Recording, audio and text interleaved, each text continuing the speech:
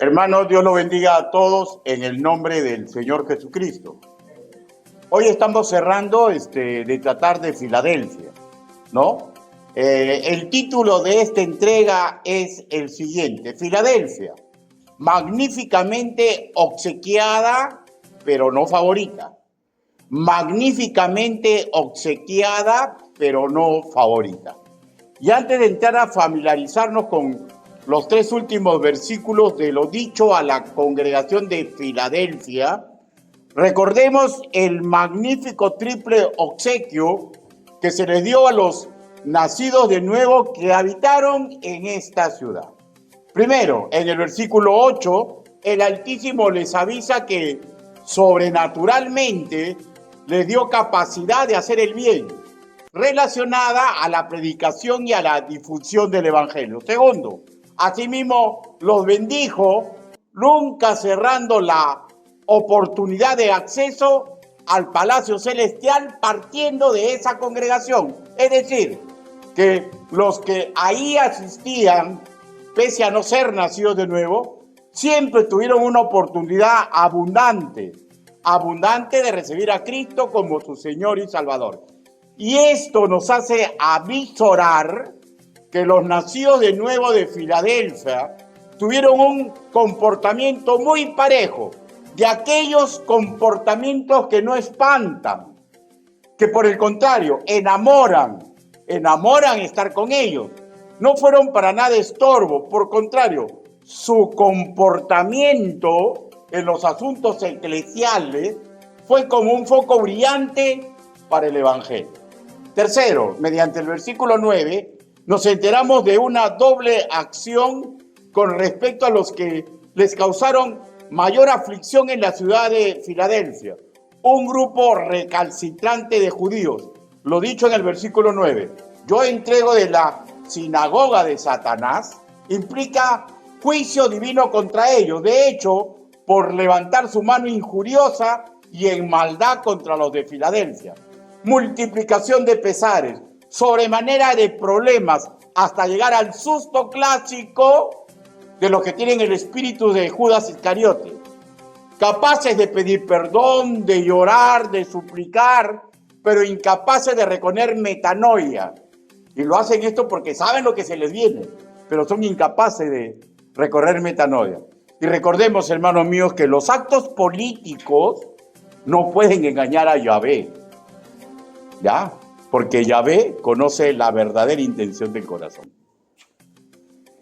Susto, de tal forma que estos orgullosos y clasistas judíos reconocieron el estatus de amados de Dios de Israel que les correspondía a los de Filadelfia, ¿ya? Y en el versículo 9 se compromete Dios a lograr que esos orgullosos judíos reconozcan que Él los amaba. ¿Cómo hizo? No sabemos, pero cuando Él promete lo cumple.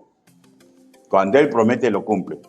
Todo esto, hermanos míos, este triple regalo, sin importar su poca fuerza, o sea, su casi inexistente influencia secular en dicha ciudad.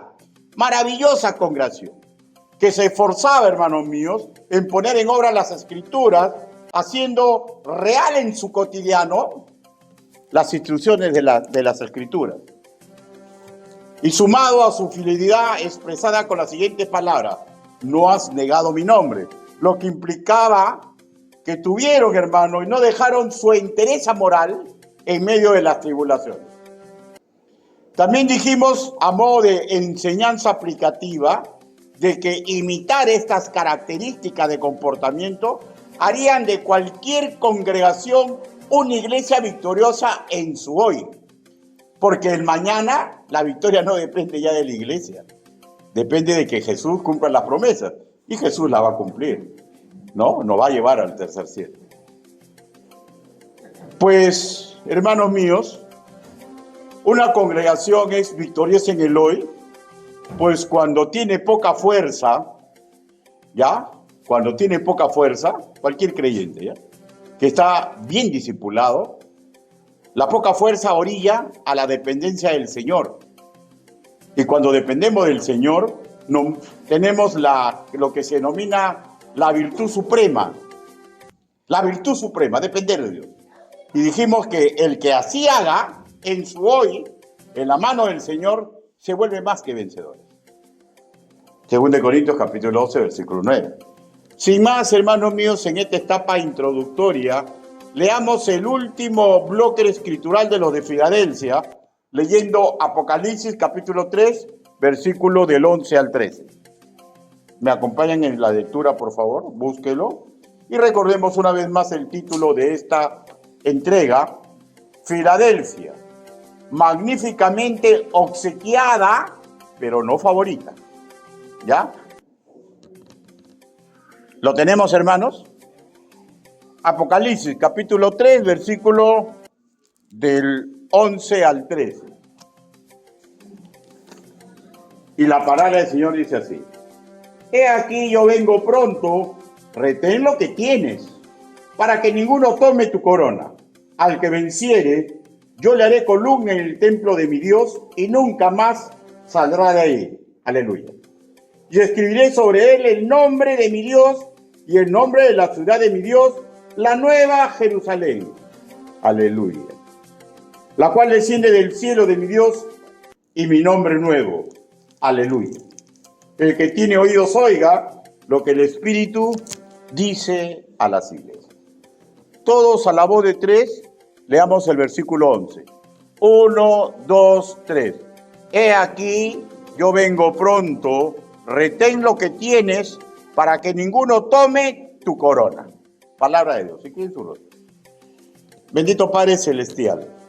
Señor, todos los que estamos reunidos y todos los que escucharán este mensaje, Señor, todos deben comprender que no existe ser humano digno de predicar ni enseñar su evangelio.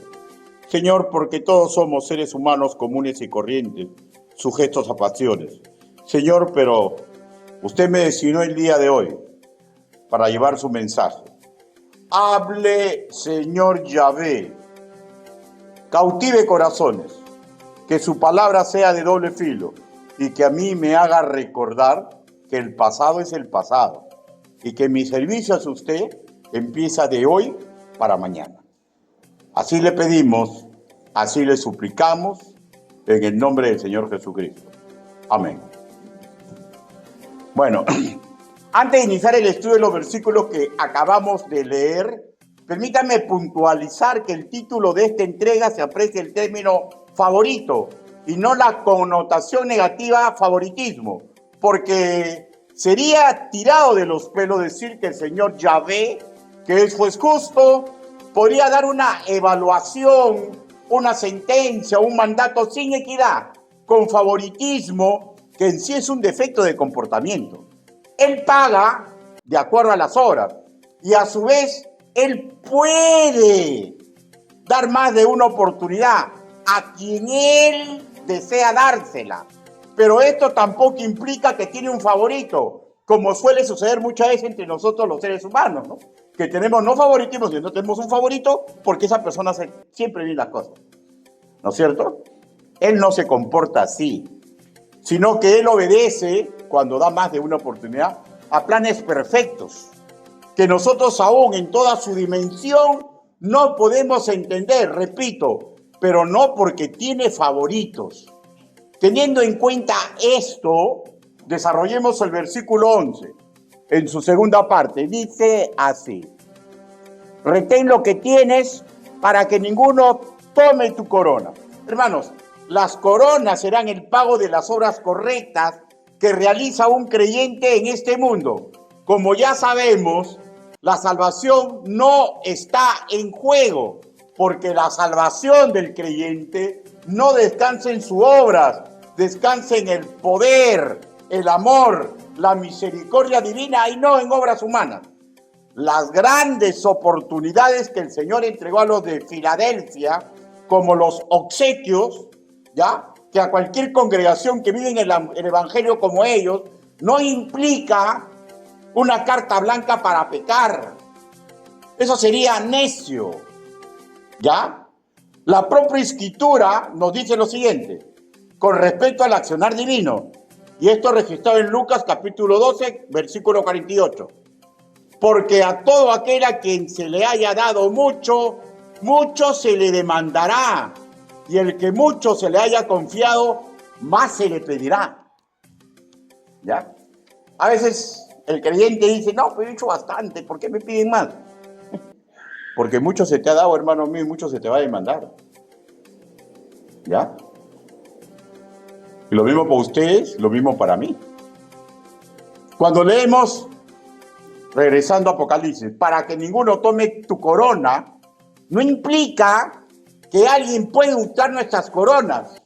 Pues cuando el Señor abre una puerta, escúcheme, no hay nada ni nadie que la pueda cerrar. Y ya saben que una puerta es la figura literaria de una oportunidad, excepto la desidia, la terquedad, la insensatez de quien se le está dando la oportunidad. Por ejemplo, tenemos el caso del profeta Jonás, ¿no?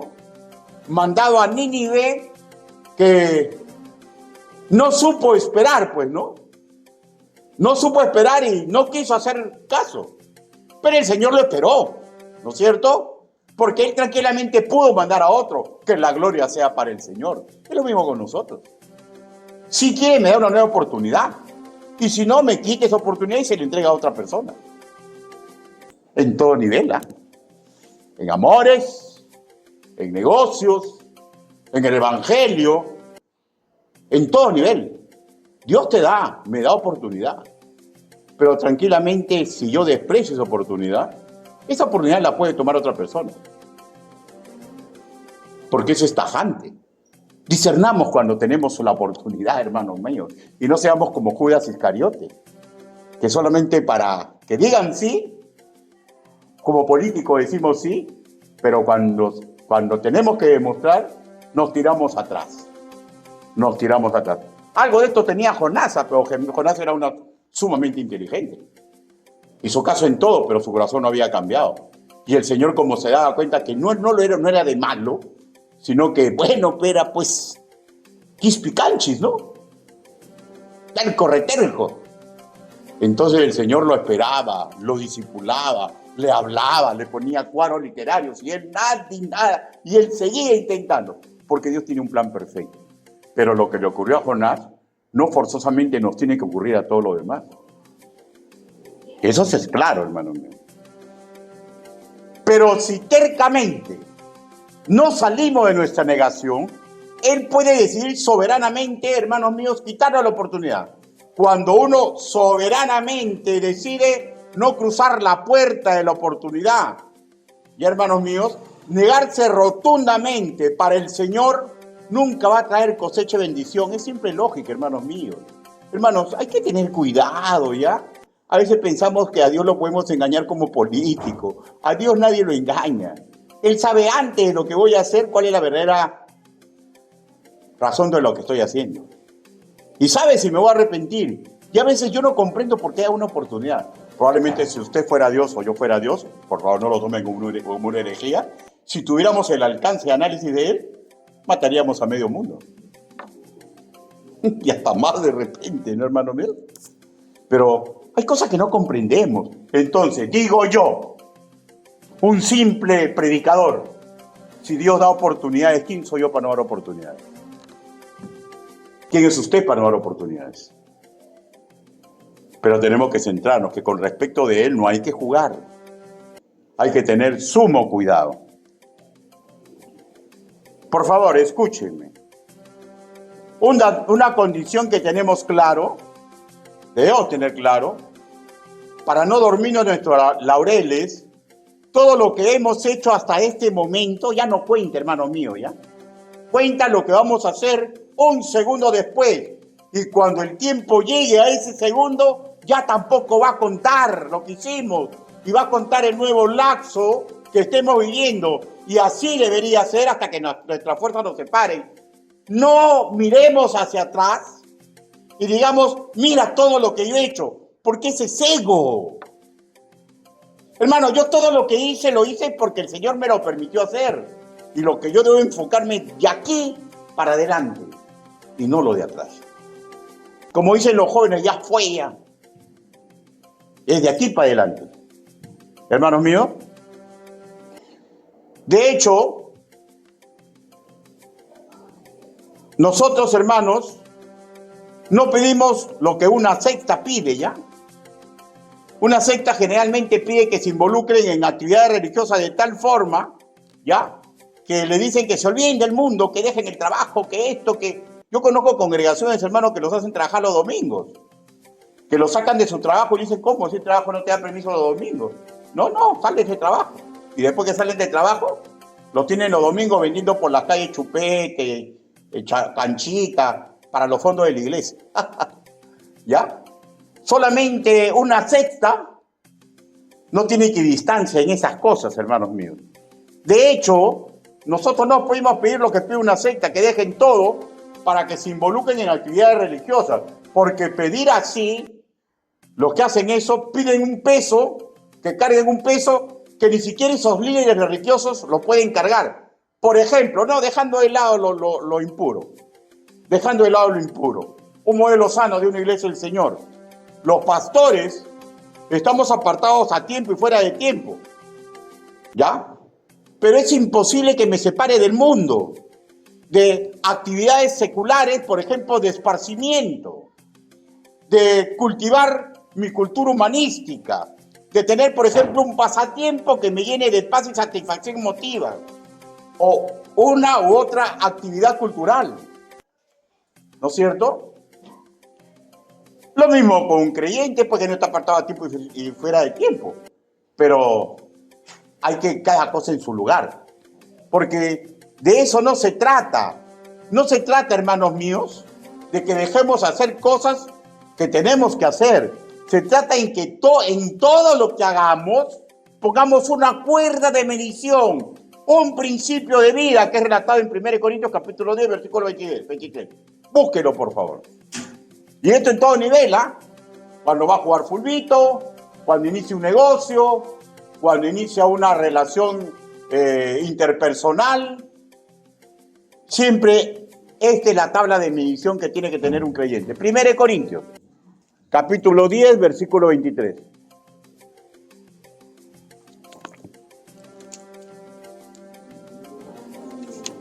Miren lo que dice. ¿Lo tenemos, hermanos? Dice 1 Corintios, capítulo 10, versículo 23, dice: todo me es lícito, pero no todo conviene. Todo me es lícito, pero no todo edifica. ¿Ya? O sea, esta es la tal de medición. Me conviene, me edifica, puedo dedicarme a eso. Por ejemplo, un ejemplo, sí, pero más. Me voy a jugar pelota. Y el otro equipo que lo quiere evangelizar o nos dice, somos hermanos en Cristo. Pero cada vez que juega pelota son ajos y cebollas. ¿Me conviene jugar con ellos? ¿Me es lícito jugar con ellos? No, pues hermano. Vamos a otro ejemplo. Me gusta la jardinería, ¿ya? Y me pongo a hacer mi jardinería. ¿Me conviene? Sí, porque es un esparcimiento sano. ¿Me es lícito? Sí, porque dedico ese tiempo, un tiempo que lo tengo libre como mi pasatiempo, ¿ya? Y así podríamos ir a un sinnúmero de ejemplos, hermanos míos. Pero esta es la tabla de medición para saber si algo nos conviene o no, ¿ya? Porque nunca se trató de separarnos del mundo. Se trata en concordancia del pedido del Señor Jesús de colaborar en cuidarnos del mal. ¿Se acuerdan lo que el Señor Jesús dijo en Juan capítulo 17, versículo 10? Señor, no te ruego que los saques del mundo, te ruego que los cuides del mal que hay en el mundo. ¿No es cierto? Explicado este asunto, ahora regresemos a la sentencia divina. Yo vengo pronto. No implica un lapso cercano. Sabe que el lapso es sinónimo de tiempo, ¿no? Ya. No implica un lapso cercano, mediato de su segunda venida, sino la seguridad que sí o sí este evento se dará. Recordemos, su regreso antecede a una ceremonia de la entrega de coronas ante el trono blanco. El teólogo estadounidense John Walford, ya en la presencia del Señor del año 2002, sobre la expresión pronto, dijo lo siguiente: debe de ser entendida como algo que será repentino, sin esperarse, no necesariamente inmediato. Fin de su comentario. Ahora, relacionando las coronas proveídas para nosotros con la expresión escritural, yo vengo pronto, este último dicho fue aliciente para la iglesia primitiva para priorizar su encomienda del Señor Jesús como vital para su vida cotidiana, como vital en su moralidad que le corresponde a los elegidos de Dios para llevar buena obra, que no va a ser quemado como hojarasca, pues, hermanos míos. ¿Ya? Se relaciona. ¿Por qué se relaciona? Porque recuerden la parábola de las vírgenes. Y continuemos. A ciencia cierta, hermanos míos, nadie sabe cuándo regresará el Señor, pero sí sabemos, por ejemplo, lo que acabo de nombrar, la actitud de las 10 vírgenes que esperaban, ¿no? Que está relatado en Mateo capítulo 25, versículos 1 al 13. 5 esperan diligentemente y las otras se aburren y se quedan dormidas. ¿Qué implica que se quedan dormidas? Que ya no hacen las cosas de Dios porque están dormidas en las cosas del mundo.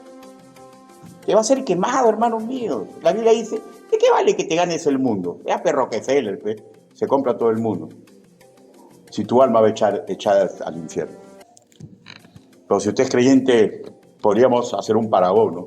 ¿De qué vale que seas el presidente de la primera potencia del mundo si no vas a ganar ni una corona? Y cuando tus hermanos estén arrojando sus coronas a los pies del Señor Jesucristo, tú vas a ser salvo, pero vas a tener nada que arrojar. ¿Por qué dedicaste tu vida a las cosas que se queman? ¿Es necesario hacer las cosas que se queman? Sí, hermanos míos, porque nos da satisfacción, porque nos da tranquilidad económica, pero es necesario hacer uno sin dejar de hacer lo otro. Y lo primordial es entregarle todo al Señor, hermano.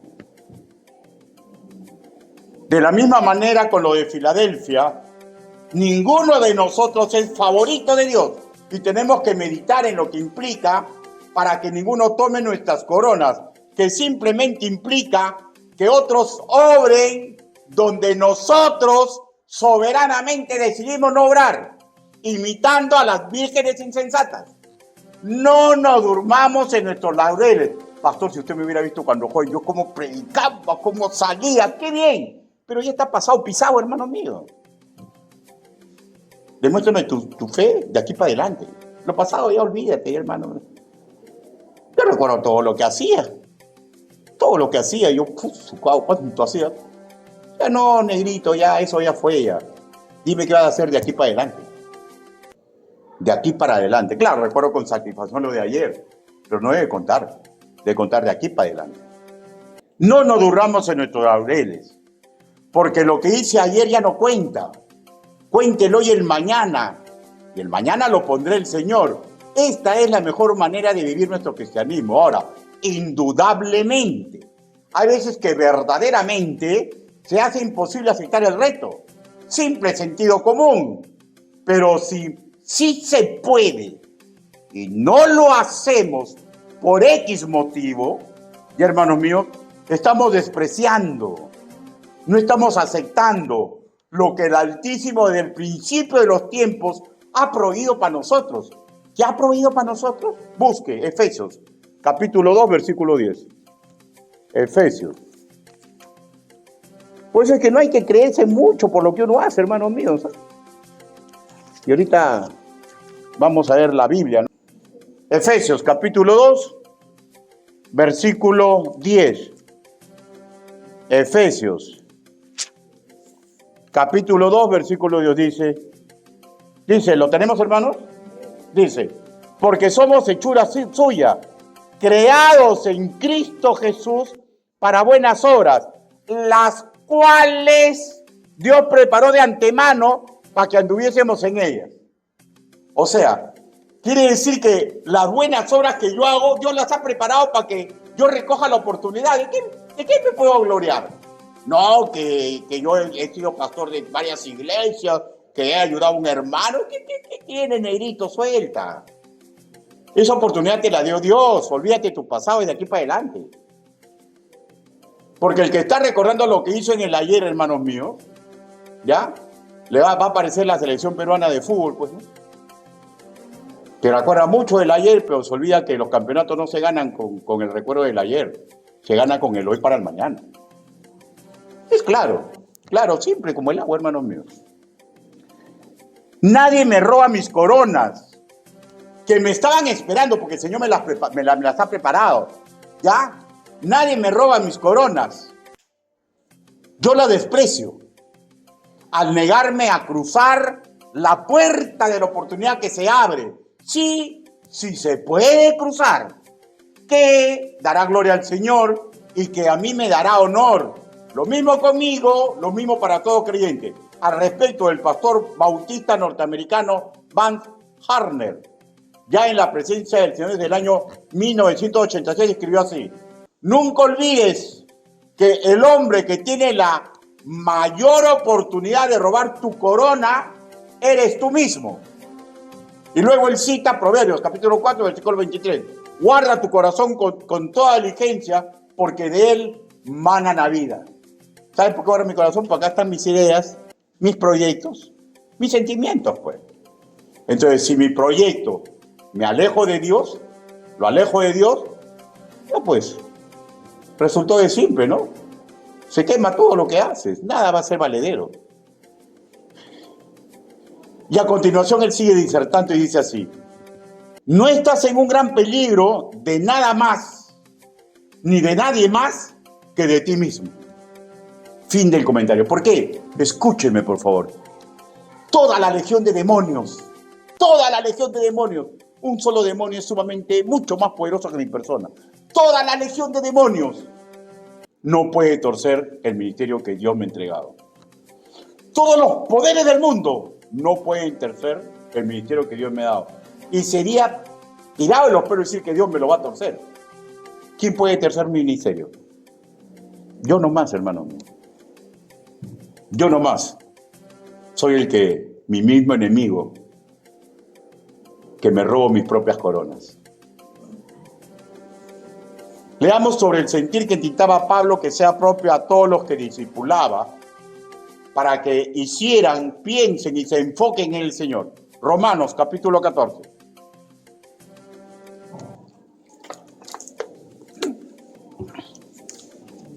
Aquí no hay nada, la mujer que me diste, ¿sabes? O como le dijo la mujer, el demonio. No. Esos son cuentos chinos, son cuentos hebraicos. ¿Ya? La verdad es, hermanos míos, que nadie puede torcer mi ministerio. Yo decido pecar, yo decido perder la oportunidad. Ya. Romanos 14, versículo del 6 al 8. Dice: el que hace caso del día, lo hace para el Señor. Y el que no hace caso del día, para el Señor no lo hace. El que come, para el Señor come, porque da gracias a Dios. Y el que no come, para el Señor no come, y da gracias a Dios. ¿Ya? Porque ninguno de nosotros vive para sí y ninguno muere para sí. Pues si vivimos, para el Señor vivimos. Y si morimos, para el Señor morimos. Así que, sea que vivamos o que muramos, del Señor somos. Lo mismo para ellos, lo mismo para nosotros. Si el Señor me dice, come, y yo como, ¿ya? Es porque le estoy haciendo caso al Señor. Y el Señor me dice, come, y yo le digo, nunca he comido algo impuro. O sea, no estoy trabajando para el Señor. ¿No es lo mismo con nosotros, hermanos míos?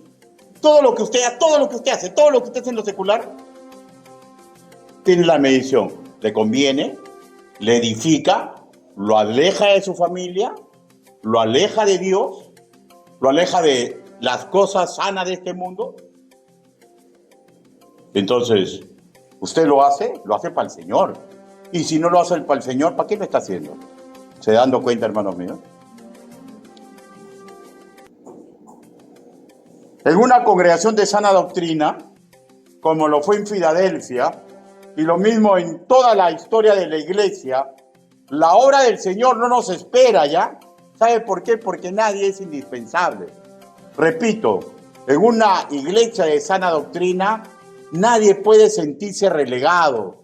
Cada quien se aparta de las oportunidades que se le abre por la gracia divina por intermedio de los ministros, por intermedio de su asamblea, a mérito de su voluntad, de su decisión. En una iglesia de sana doctrina, ¿no? Claro, las otras no, pues, ¿no? Ahí hay favoritismo, hay favoritos. En una iglesia de sana doctrina no. A todos se le da la oportunidad y cada uno declina porque quiere declinar. Leamos el versículo 12. Apocalipsis, capítulo 3, versículo 12. Dice, al que venciere, yo lo haré columna en el templo de mi Dios y nunca más saldrá de ahí, y escribiré sobre él el nombre de mi Dios y el nombre de la ciudad de mi Dios, la nueva Jerusalén, la cual desciende del cielo de mi Dios y mi nombre nuevo. Hermano, esto no es una promesa condicional, ¿ya? Es una promesa de gracia que acompaña a la condición de ser hijo adoptado del Señor. Pues ya sabemos, nosotros no vamos a vencer por nuestras obras. Vencemos a mérito de que la sangre del Cordero fue derramada en el dintel de nuestra existencia. Y esto ocurrió cuando recibimos a Cristo como nuestro Señor y Salvador personal. Apocalipsis capítulo 12, versículo 11. Búsquelo, por favor. Apocalipsis capítulo 12.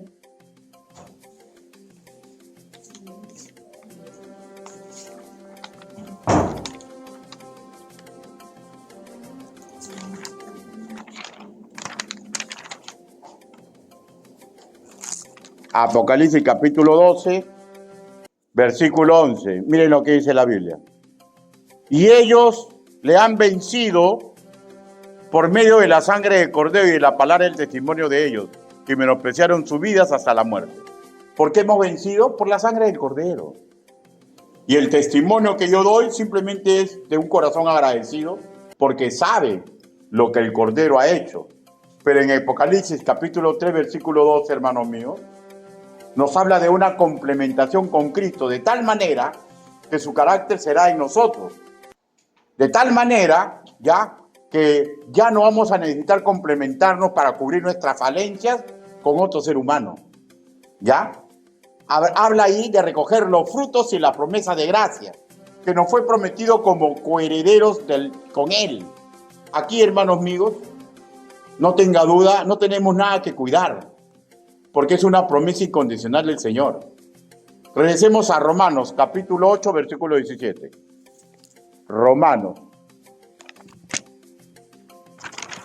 capítulo 8, versículo 17. Dice la palabra del Señor. Y si hijos, también herederos, herederos de Dios y coherederos con Cristo. Si es que padecemos juntamente con Él, para que juntamente con Él seamos glorificados. Por favor, escúchenme. Ya. Aquí no es forzar la jugada.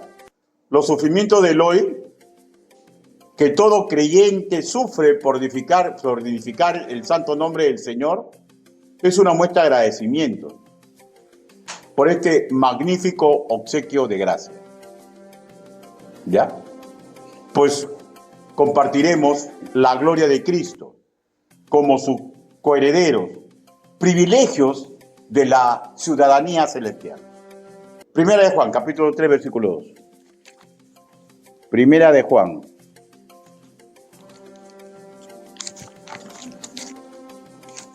Un poquitito más atrás. Primera de Juan, capítulo 3,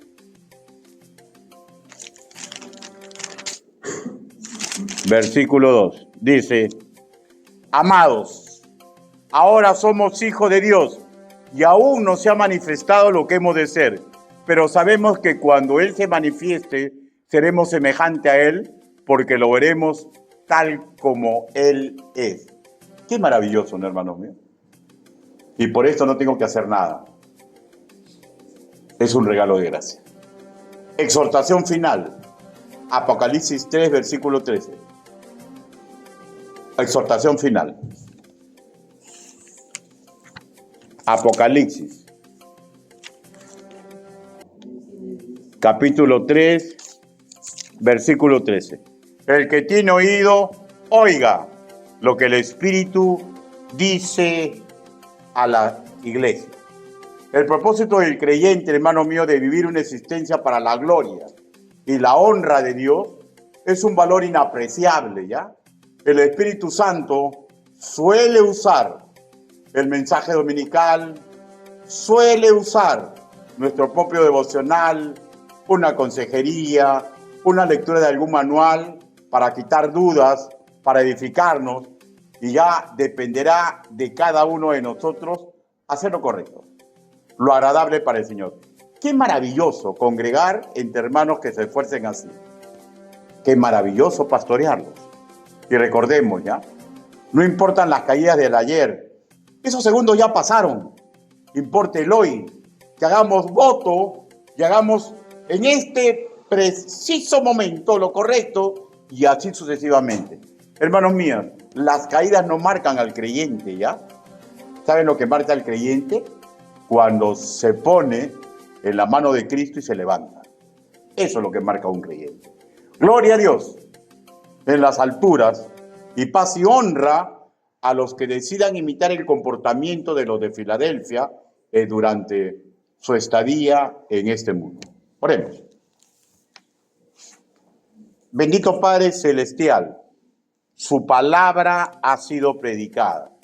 Señor, gracias le damos porque usted permitió que todo lo que le ocurrió a nuestros hermanos, Señor, de Filadelfia, Señor, quede registrada en las Escrituras, Señor, para que nosotros, Señor, sepamos cómo agradarlo a usted de tal forma que usted nos dé un regalo triple así como le dio a ellos. Ayúdenos, Padre, para que nosotros, Señor, podemos copiar lo de Filadelfia, Señor, porque el apóstol Pablo nos enseñó así, que lo imitemos a él como él imita a Cristo. Ayúdenos, papito lindo. Así le pedimos, así le suplicamos. Pero antes, Señor, de dar la oración final, quiero hacer una invitación. ¿Alguien quiera recomponer su vida con el Señor? Si ese es su deseo, hágalo y hágame una señal. Levante su mano. ¿Alguien desea recomponer su vida para el Señor? ¿Alguien desea que ore por él o por ella para que tenga fuerzas, para que tenga el comportamiento de lo de esta congregación? Dios te bendiga, Dios te bendiga, Dios te bendiga, Dios te bendiga, Dios te bendiga. Vamos a orar. Bendito Padre Celestial, Señor, usted ha visto las manos levantadas. Señor, usted sabe exactamente el motivo por el cual la levantaron. Cuídelos, bendígalos y protéjalos. Señor, y con respecto de los que no levantaron su mano, Señor, cuídelos, Señor, porque tarde o temprano, por más que pueda hacer que el mensaje les haga gozo, tarde o temprano van a ser pedidos para ser zarandeados. Señor, y oramos porque probablemente pueda ser que alguien se da cuenta del mensaje y se da cuenta que no está bien. Pero le falta ya fuerza, Señor, incluso para levantar la mano. Si algo de esto ocurre con alguien de acá, Señor, tengas misericordia. Humildemente le pedimos, Señor, que lo trate como a Jonás, Señor, que le dé más y más oportunidades. No pedimos que usted tuerza, Señor, su soberanía, porque sabemos que es imposible, sino que hemos aprendido a suplicarle a usted, Señor, por las personas que amamos. Ayúdenos a todos nosotros. Así le pedimos, así le suplicamos, en el nombre bendito, precioso y poderoso del Señor Jesucristo. Amén. Hermanos, Dios los bendiga.